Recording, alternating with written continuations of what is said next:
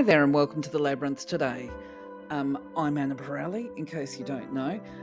If this is your first visit, thank you very much for joining us. If you're a returning visitor, hey, thanks for staying with us and being part of the journey. Of course, I would like to acknowledge any new subscribers. Now, just a reminder here on the channel in regard to the content, of course, yes, I am spiritual. I'd like to think that this is fairly obvious. And I will be focusing on more spiritual content going into the future, more so than I am now. However, what is causing delays, if this is what you're waiting for, is because I'm a social worker and I'm trained in mental health and other fields. And I kind of believe that before I can go into this pathway, I've got to make sure that I've got the evidence-based content up. And this is about my professional integrity and practice. And so this just involves me putting up the solid strategy for you to fall back on before we go into the content such as meditation and that kind of stuff. So this is why at the moment you're going to see a lot of content going up in regard to managing your emotions, and these are all clinical and evidence-based, and they're in compliance with the World Health Organization, stuff like that. Just so you know, I'm like you, I find it completely arduous, I must say, especially putting this content together. It's I can't wait to be able to get onto actually doing more of the spiritual, the energy type stuff, the way to use energy, and also more of the angel content as well. I'm really looking forward to doing that. So anyway, where I'm going is thank you very much for your patience. We will get onto it in the not too distant future. In the meantime, I will save that for another slide. So this week, as far as content goes, there's not a real lot that is new that didn't already have the wheels in progress, shall we say. We're continuing to focus on the current content to get it to a place where we can then put our focus onto healing strategies and assisting people to raise their personal vibration. So I say thank you very much for your process, for your patience through this process. The only thing today that's a bit different is I have created a page for Chitter Chatter, and this is because I can't actually have that two-way conversation with people at the moment. So once again, it's a bit of a one-sided conversation, but it's a response to comments made directly on the page. And in this, I'm not sure if I'm going to keep the page there, to be honest, but I will actually be talking about some of my personal journey and the Akashic Records. I'm not even sure how you pronounce that. I know how to spell it. I've been aware of it for a long time, but I'm not sure if it's pronounced Akashic or Akashic Records. And this is part of why I've reached a level of peace within my life and where I'm at now. So Chitter Chatter is really just yarning. That's what it means. It's a bit like storytelling. So today's story that I'm going to tell you is about myself. Hello, talking about me, sorry. But how I managed to find peace within pain. So obviously I'm on the latter side of life these days. I'm a grandmother, I'm a mother. As with all people, my life has been a series of ups and downs. There's been lots of challenges. Sometimes I think I've had more challenges than the average person, at least in my mind. But the other thing too is I may have more than the average person, but I'm not alone. I fully understand this. With the challenges that I've experienced, I know I'm not the only one. There's plenty of other people that have had to navigate the same challenges I have done.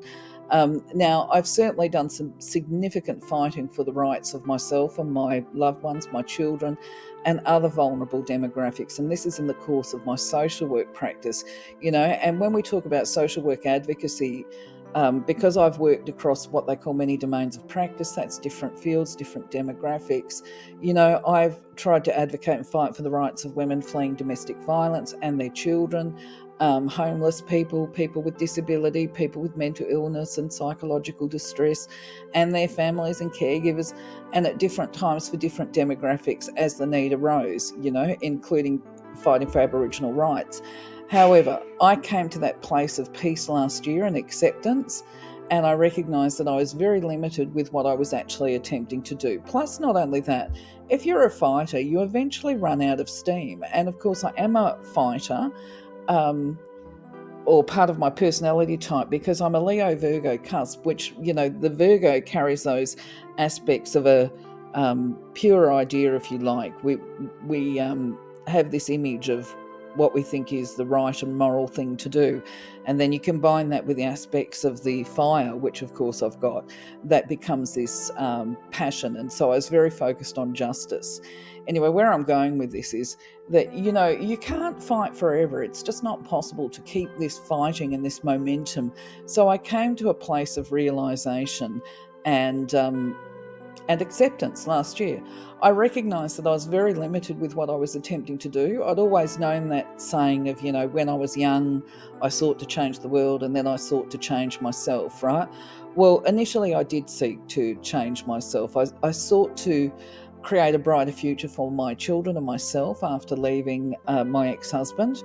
And when I first got into healing, I had this great big romantic vision, if you like, that somehow or other I was going to be able to help men heal themselves, because I recognised that a damaged man or a psychologically damaged man does a lot of damage to women and to children as well. So it was like, I'm going to help men that, have missed out on that nurturing and that kind of stuff when they were children.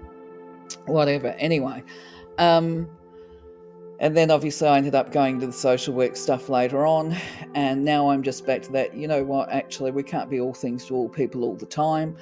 But I realised that, or part of my realisation last year was that I was, without realising it, thinking that I was trying to help my adult children, but actually I was interfering, and the help that I was offering actually was neither asked for and it was certainly not appreciated.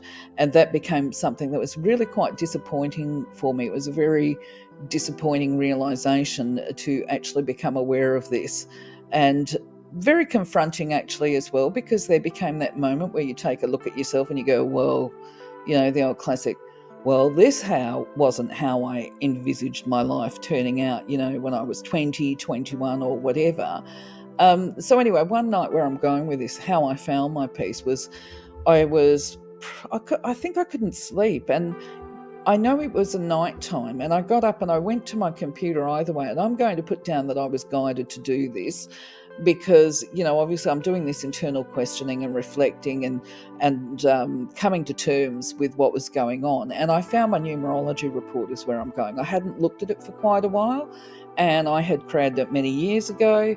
And when I went back and I looked at it that particular night, it was kind of like that full understanding sunk in. It was like this full recognition and awareness that actually what I had thought was sad was simply my life, a life. And it's not that my life was sad, quite simply, actually, when looking at my numerology report, everything was perfect. Everything that was happening in my life that I thought was sad was unfolding exactly as it was meant to be, as per my divine plan, my divine blueprint. And it was all there written out. But, here I am, the work that I do and all the rest of it. But because it was things that were close to my heart and I was emotionally attached to outcomes, I hadn't been able to fully comprehend the writing, shall we say. It was written down. I was blinkered. But anyway, once I had come to the realization and acceptance, you know what I mean, and being able to look at this, I came not only to the understanding that this was all unfolding perfectly, there became that recognition, the awareness, the acceptance, gratitude, and a sense of liberation. And this is how I found my peace within the pain.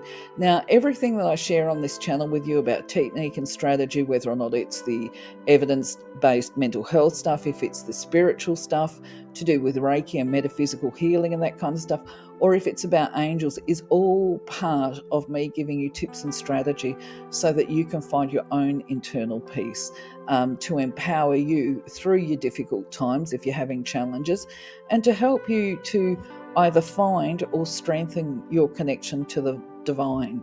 So it's there for you if you want it. If you're interested in it, great. If you're not interested, not a problem. Free world. So anyway, that's my little story for today. And I just want to make mention of the fact too that I'm going to talk about Akashic Records in a moment, of course. But when we talk about pain and that my life path has held pain, right, the reality is it's not all pain. It's not like my life has been devoid of joy and all things pleasurable. There's been wonderful moments in that as well. But of course, the pain can be intense when we're resisting change. Okay, so where I'm going with this is I'm at that space and place in my life where I've got understanding now. I understand why these painful events have occurred. I'm no longer resistant to the things that have transpired in my life. Part of this is because of, well, large part is because I visited the numerology report, like I said, but also because I have conscious recollection of something that transpired in about 2002. And this might blow a few people away, but it won't blow those people away that are already aware of it. And I hope that there's people on this channel that actually are aware and have got their own experiences and they can relate and comment about this, okay? Anyway, many years ago, I was aware of a place called Akashic Records that was supposed to be a spiritual place where we can go and retrieve information about our past lives that might be influencing us in our current life. And we can also go there to get information on our present life, which is predictive, without a doubt, what we can expect in our current life and potentially even future lives as well. So I was aware of it and I thought, well, it sounds really interesting and who wouldn't mind giving that a whirl if you don't mind? So we are going back 22 years. Anyway, my friend called me up. I was preparing to do an activity to be able to direct my spirit through the ethers to the Akashic Records. And my friend phones me up. I'll just get straight into the story. And she goes, "What are you doing?" And I told her, and she goes, "Oh, and what's the purpose?" I said, "Oh, well, you go there and you find out your predictions." She goes, "Oh, well, that sounds like a bit of fun. Can I come too?" It was all jest, right? And then she asked me for instructions on how you do it. And I told her how I did it. And I also said, and I don't know if it works. I'm just going to give it a whirl. And she was kind of like, okay, well, if there's room for two, let's go together. Sorry, I had to cough and clear my throat there. So anyway, the bottom line is we laughed, we put it out there that we would travel together, and cutting a long story short, there were so many common things with this, okay? We both woke at 11:59 that night. We all became conscious. Of course, we called each other the next day and compared and shared memories and recollections of what had transpired. We both recall being in a certain space, meeting with a certain, I'll call it a person, but obviously it was a spirit, whatever, light, body, whatever, and being given a heap of information about what would be occurring throughout our life path. Now, what is interesting is that when we returned and we were having this conversation, she didn't remember anything that she'd been told about her future. She also didn't remember anything about the actual predictions for me either.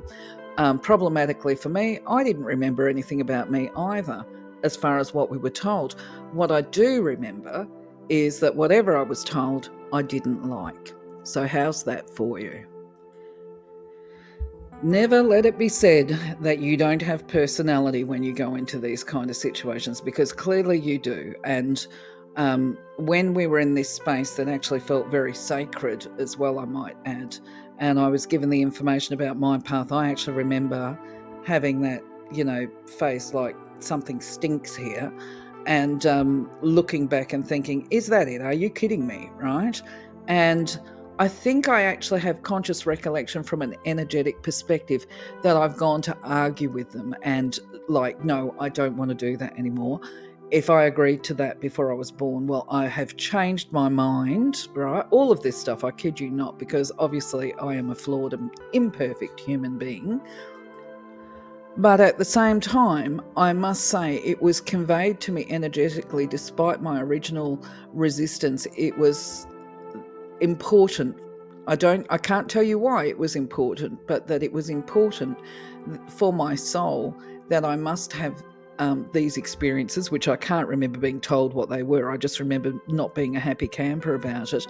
And that within this transmission of communication, if you like, that there became a resignation to the fact, if you like. There was something within me that was kind of like, oh, well, I guess I'm going to have to do it, right?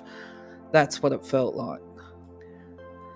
There was certainly not a lot of gratitude on my part for being given the information that I received, and I just remember at some point thinking, oh, well, suck it up and deal with it.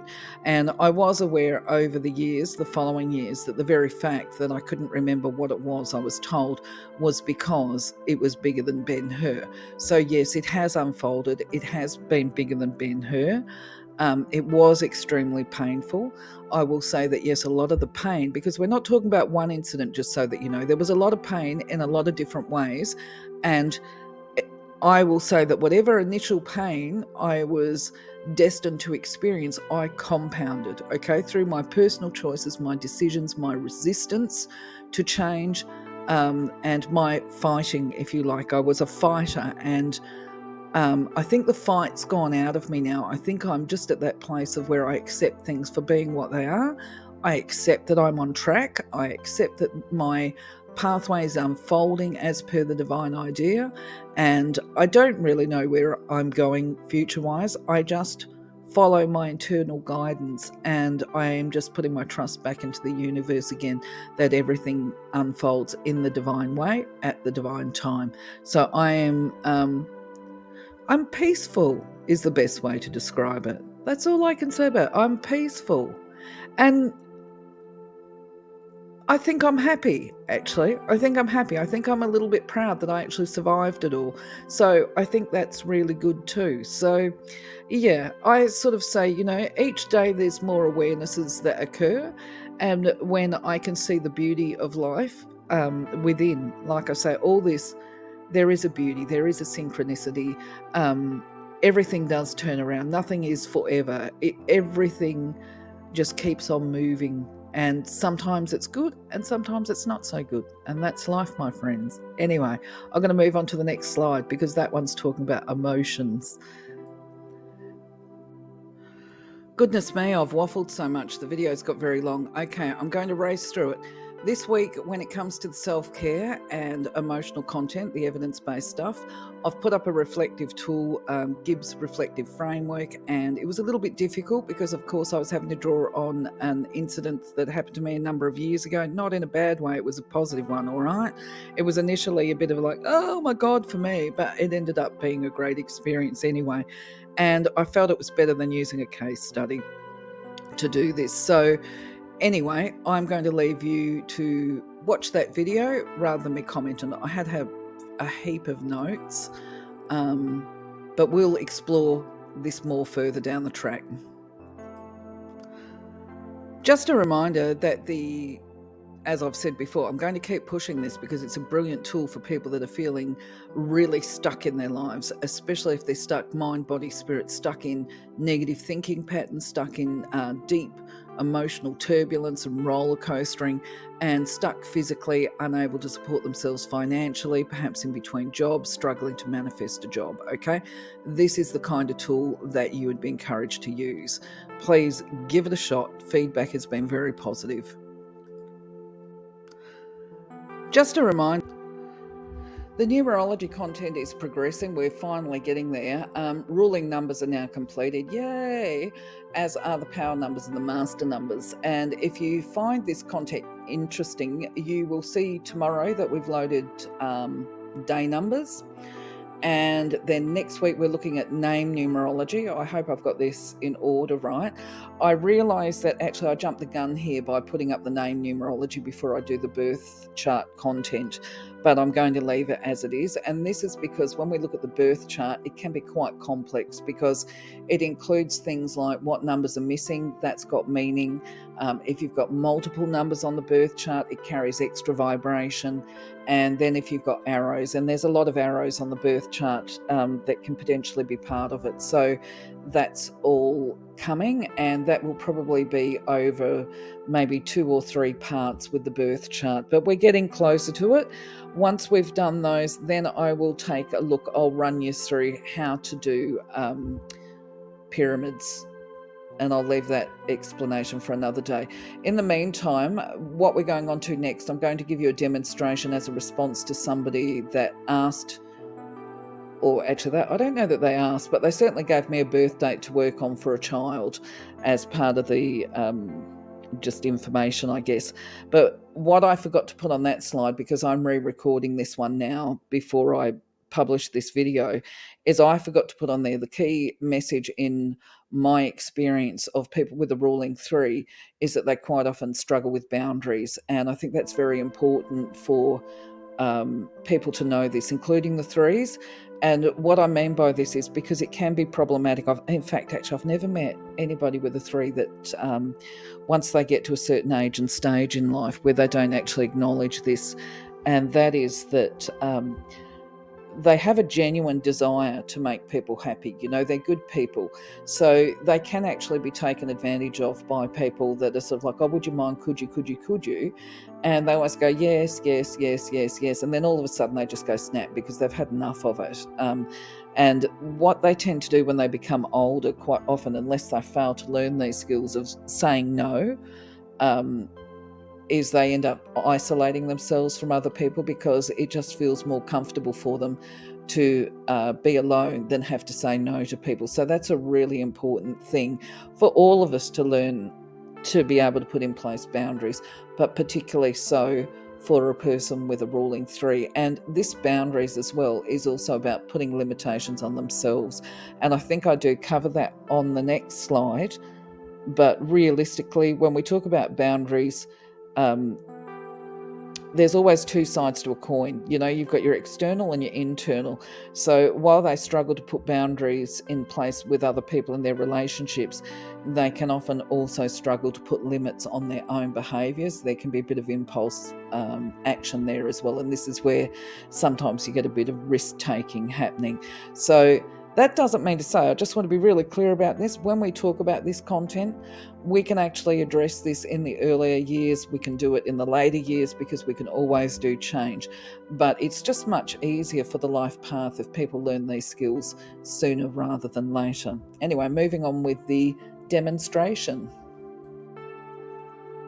So I'm not going to mention the name of the mother because this is about identity protection as well. The lady has actually put up her son's name. So can you please remove your son's name from the wall of the channel just to protect him?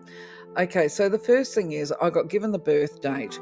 I want to clarify, you cannot do a full numerology report in this way. This is what it looks like at a glance for somebody like me that does reports. You don't need to be a psychic to be able to do numerology reports either.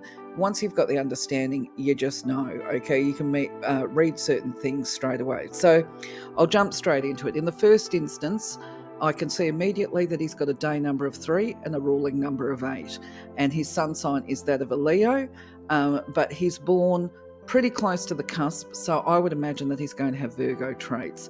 So the way I read this at a glance is he's got the day number of 3. He probably struggles saying no to people. He's probably like most people that I know that have got a 3, they actually struggle to say no to people because they like people to be happy, and they tend to compromise. If they're asked to do things, they'll just say yes, even if they don't want to. It'll be yes, yes, yes, until suddenly it's like the straw that broke the camel's back, and they might have a big reaction. Now, because he's born as a Leo and he's got the Virgo influences, he's going to be quite active. He'll be quite passionate. He's a doer. But then he will also be a deep thinker because he's got those Virgo traits coming in. The number 8, I've just jumped ahead.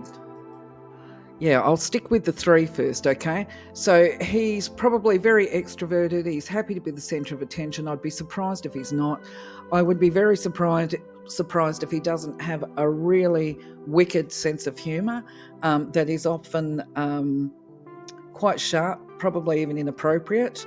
And he won't be uncomfortable being in the limelight. And this business of him having that Leo trait, there'll be a certain confidence associated with that. That doesn't mean to say that he's not going to have insecurities. It means that he'll be able to manage those insecurities. Now, there's a couple of things within his birth chart that would indicate that he can be overly critical of other people. Remember, we're talking about a 10-year-old here, by the way, so he won't have even worked this stuff out yet. This will be tendencies for the adult, and these are behaviours that as a young person we would work with them and try and get some balance in there earlier rather than later. So he will be, because he's very sharp thinker. I'd be very surprised if he's not very smart. And he probably judges people that aren't quite as quick-witted as what he is, or if they're a bit boring. He would potentially have a bit of a, I hope I'm using the right words here. Please don't be offended. I'm sure the young person will probably agree with this. He can probably be a little bit mean to people if he thinks they're a bit silly, slow, or just too serious. That teasing aspect, right? But the reality is that despite this inappropriate sense of humour, it will be shocking to other people.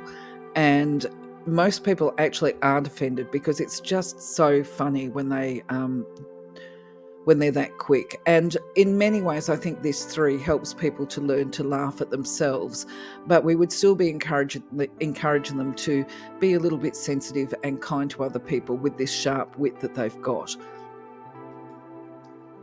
So then we look at the birth chart, which is really interesting and revealing. I've put arrows on there so that you can actually see what I'm talking about. But when we review the birth chart, we're looking at where the numbers are. Are there multiples of numbers? You know, like on this chart, you can see he's got 2 1s, 2 2s. He's got a single 3. Actually, before we even look at that, we see mind, spirit, and body planes. And we can see that he is a thinker based on the mind plane here. We can see that there is a balance between his feelings, his emotions, and the way he thinks. And we can see that he also has that physical activity there on the body plane. So that's actually a pretty balanced birth chart, by the way, as far as planes go. And that's really good for most people. We would want to see a balance of mind, body, and spirit. Nobody's got the perfect chart, by the way, where every box is filled in and it's even across all of them. But anyway, once we've looked at that, then we look at the numbers, which is here we've got a single 3, we've got 2 2s, we've got 2 1s, and we've got a single 8. Each of those boxes of numbers is going to refer to energy and traits. As far as being slightly lower with the body plane, that's okay because he's got a ruling number of 8 that can be balanced. So he's going to be active, and also because he's got the active sun sign as well of Leo, that kind of compensates for the 2 that's not the same as the 3, if that makes sense. And realistically, by the time you bring in all the other influences of his sun sign and that kind of stuff, he's actually going to be very much a walker as opposed to a talker. I just need to go back and mention something to do with the 3 as well, is that they can actually be risk takers, certainly as they're younger. And if I did have somebody with a 3 actually. They can have tendencies to be a little bit impulsive. So, if we look at the thing that there's that song, Girls Just Want to Have Fun, that kind of applies to the 3 actually, because they're impulsive. They just want to have a good time. They can be a little bit reckless and that kind of stuff. And a lot of this is to do with boundaries actually, because they're so... what's the word? I'm just trying to think. I actually get a picture, where they're easily influenced. They also take responsibility, by the way, but it's kind of like somebody says, do you want to do X? And they go, oh, yeah, all right. Oh, no, maybe I shouldn't. And it's like, oh, come on, go on. It's like, oh, well, okay, you put my arm up behind my back. All right, I'll come along. Okay, so it's about listening to their own inner guidance and following it and not allowing themselves to be swayed to do unhealthy behaviours, because that risk-taking definitely is part of it. I put a lot of notes here because I wrote this up the other day, but I'm going to keep going. Okay, his ruling number of the 17-8 refers to the fact that he's very inquisitive. He would have a very investigative mind. He won't stop trying to seek his own answers because he's got this desire for independence. And that desire for independence is reflected not only in his ruling number, but in his astro. So he would be very independent thinking. He's his own person. He might be 10 years old, but I bet you he challenges his mum. There's also, I forgot to mention here, there's also indicators just based on the birth chart that he's got clairvoyance, and I would be very surprised if he doesn't have clairvoyance and if he doesn't see spirit. Because he's also got a 0 in his birth date. And the indicators here of the 22 on the spirit plane, they suggest that if he ever decided to develop those gifts, he would be able to do that quite easily. It wouldn't be a big deal for him to do. But the other thing is too, if you're talking about a child, you've got to teach them wise use of gifts. So I'm not one of these people that turns around and says that, actually, let me rephrase. I had 3 children that were extremely gifted, and they actually do still need to be steered on how to use their gifts and harness them, and direct them in positive ways. Okay, so as I said, back to the birth chart. Let me think for a moment. Just want to say he's so active, it probably would be quite exhausting for his mum. He would need to have some support to develop flexibility and adaptability, and this is because he's got arrows on his birth plane, and these arrows are the planner and the arrow of frustration. Now, what this means is that this independent person, he knows what he wants, and I'd be very surprised if he doesn't have goals. Once he sets goals, that he will actually put the steps in place. That's probably why he's going to be really good at manifesting. The arrow of the planner is the pink one that crosses over the 1, 2, and 3, and the other column with the blue arrow, that is the arrow of frustrations. So this is where that critical stuff actually really needs to be addressed, because the arrow of frustrations is one where, largely because they actually have values, and he will have values, he will be probably quite the perfectionist, because he's got these Virgo traits as well. So he would have clear expectations of people and probably himself, and struggle to meet them, and then become frustrated and cross because people have let him down. So mum would need to work with him about being realistic in his expectations of people, and to monitor his reactions towards them once they let him down. And by that I mean that he would probably have a sharp tongue too. I think that certainly as he becomes an adult, he'll be able to cut people down at the knees, I would think, with his quick wit. Now, there's also some interesting factors here with the 1 and the absence of a 9 on the birth chart, because the 1 is actually associated with egotism, and people with 2 1s can sometimes get a little bit inflated sense of self-importance, shall we say, or a little self-absorbed.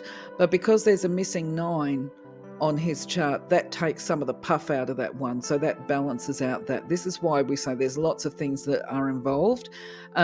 The missing 4 indicates more impatience, so clearly patience and tolerance are things that mum's going to have to work with him on, and he's going to have to do some work himself. At the same time, the bonus of that double 1 is that he's probably got very gifted verbal expression, and he probably can see, well, the influence of these numbers are, certainly as an adult, he'll be able to see both sides of an argument. The double 2s refer to sensitivity and, as I said before, an enhanced ability to access his psychic gifts. The number 3 infers he's got a good memory and unlikely to experience dementia. And this 8, he's going to be methodical and meticulous, which that says that he really likes structure when I read that against there. And just a reminder that boundaries is something that he will really have to work on himself to learn and maintain healthy boundaries. Anyway, this video has probably got really long, so I'm going to close this down now and say hopefully that's a bit helpful to you. And moving on.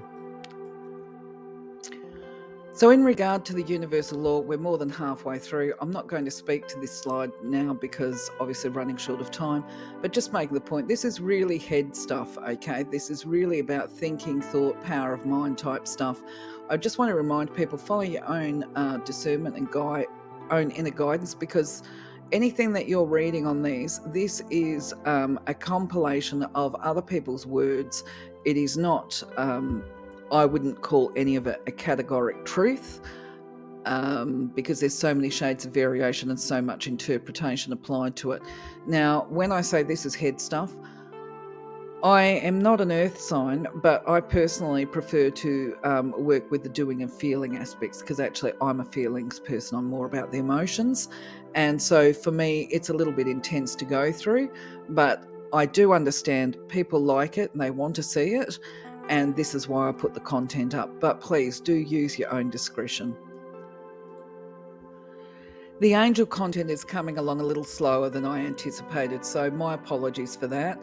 I'm still working on them. I plan to do a couple of shorts. I've got many of them that are half done, because of course it's a matter of creating them, doing the designs, then adding the voice and and all of this kind of thing to them. So I'm working on multiple ones at the one time. So my apologies. Shall we blame technology for this? I'm still waiting to hear from my service provider what's going to be the outcome with getting me a faster internet connection. So hopefully you've noticed that I've uploaded the video on Archangel Uriel, which is quite timely because all of the self-care content that I'm putting up about emotions, managing them, and emotional literacy, Archangel Uriel oversees the orange sacral chakra, which from a chakra perspective, this is where emotions are stored. He's also called the Angel of Peace and Ministration. Now, for those people who are into energy and beings of light, I do encourage you to take a look at the video and at least review and employ some of the strategies for healing. For those people that aren't into angels specifically, you might find some of the strategies for self-exploration and reflection to be beneficial for you as part of raising your own self-awareness. And, once again, if you don't believe in angels, well, it doesn't matter. You could still do the activities because what have you got to lose? Nothing ventured, nothing gained, and no harm can be done, of course. So I continue to explore and play around with art and AI-generated art when I'm taking a break from creating the video content, and as part of enhancing it. It's all good fun anyway. Please do leave feedback on what works for you and what doesn't, what you like, because I love to play around with them. Or if you've got a favourite artist, let me know and I'll see what I can conjure with the AI intelligent stuff to see what we can make. That'd be good fun. Let me know. Write a comment, please. So I continue to explore. So my friends, this has been a really long video today, but who knows, maybe you actually like the content I've put up. Let me know. But anyway, I think that's probably about all that I can give to you today. Of course, next week there'll be another video. I'll see what I put up then or what else I might be able to find. I don't know. I'm always being a bit creative.